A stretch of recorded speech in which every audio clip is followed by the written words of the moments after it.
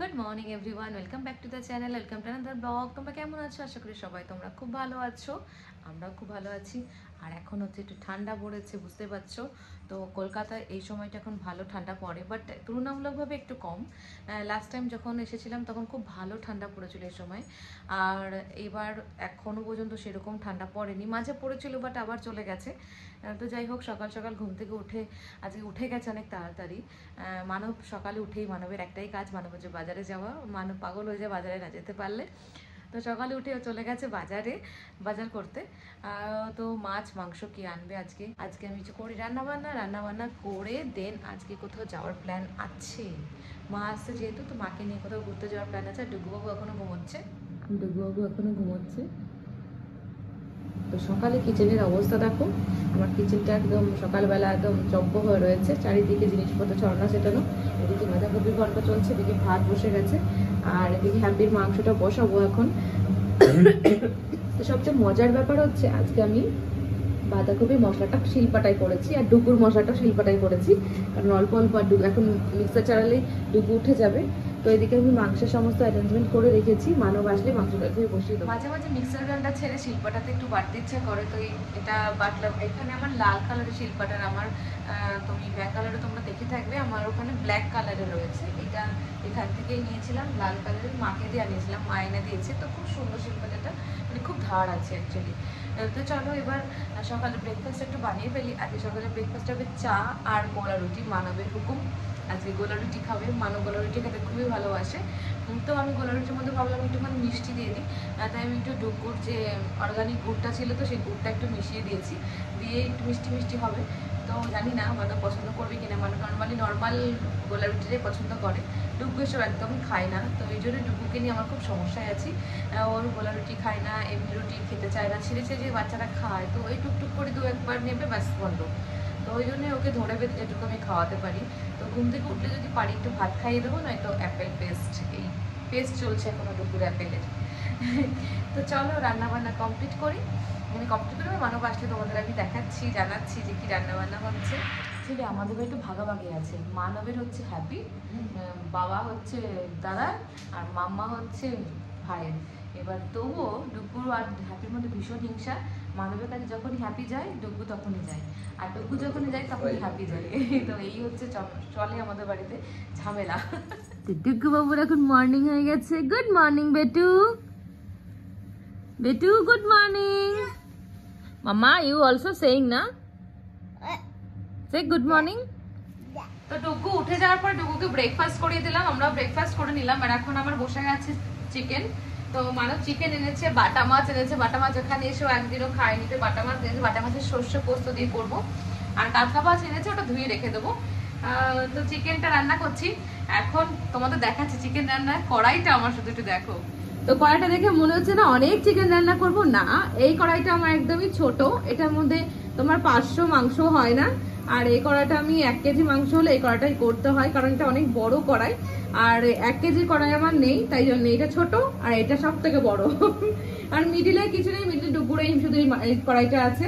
তো এই জন্য এই কড়াই আমি এখন মাংস রান্না করব। তো অবাক হলে তো কড়াইটা দেখে, কড়াইটা এত বড় কেনা হয়ে গেছে। এরকম মানে একসাথে যদি 5-6 জন আসে তো ওই কড়াইয়ে আমার রান্না বান্না হয়। তো ওই জন্য একটা বড় কড়াই আছে, একটা বড় গামলা আছে যেটা ভাত করার জন্য, তো সেই হিসাবেই কেনা হয়েছে। ছোট ছোট গুলো আমরা নর্মালি বাড়িতে রান্না বান্না করি। তো যেদিনকার মানব মাংস নিয়ে এসে সেদিনকে আমাকে এই কড়াইটা বের করতে হয়, কারণ এর মিডিলে কোনো কড়াই আমার নেই। তো ভাবছি মানবের সাথে যাবো, গিয়ে একটু কড়াই আনবো একটা। আর একটা ছোট প্রেসার কুকার আছে, সেটা তোমার 3 লিটারের, কিন্তু প্রেসার কুকারটা কি হয়েছে, লাস্ট দিন তোমার ভাত রান্না করতে গিয়ে প্রেসার কুকারটা ব্লাস্ট করার মতন হয়ে গেছে, মানে তোমার ঢাকনা মাকনাগুলো পুরো একদম বেঁকে গেছে, একদম স্টিম বেরিয়ে গেছে ভেতর থেকে। তো খুব ভয় পেয়ে গেছিলাম সেদিনকার। তো গ্যাস বন্ধ করে দিয়েছি, কোনো রকম বন্ধ করে জলের নিচে দিয়েছিলাম প্রেসার কুকার। শুনেছি প্রেসার কুকার বাস্ট করে অনেক অ্যাক্সিডেন্ট হয়, তো প্রেসার কুকার যেমন ভালো তেমনি খারাপ। তো যাই হোক, তো চলো রান্না করছি। আর মা অলরেডি এসে গেছে, প্রায় ফোন করলো, তো আসছে বললো। তো ওই জন্যই মার জন্যই বাটা মাছটা করবো, আর মা তো মাংস খায় না, তো সেটাই। তো চলো রান্না বান্না করি। আর এদিকে ডুগু চলে গেছে ড্যাডির কাছে, বসে এখন গল্প হচ্ছে ড্যাডি আর বেটুর। বাহ, শুয়ে পড়েছে। আমাদের বাড়ি 3 জন পুরুষ দেখো, ছোট মেজো আর এই যে বড়। তো সবাই এখন শুয়ে শুয়ে লেদ খাচ্ছে, কেউ ফোন খাচ্ছে, কেউ রিমোট টিপাটিপি করছে, আর কেউ ড্যাডির পায়ের উপরে শুয়ে আছে। এই হচ্ছে আমাদের বাড়ির কাহিনী। তো এই যে আমার চিকেন অলরেডি কষে গেছে, কাটা মাছের লবণ হলুদ মাখানো রয়েছে, এদিকে ডুবকুর ঝোল হচ্ছে।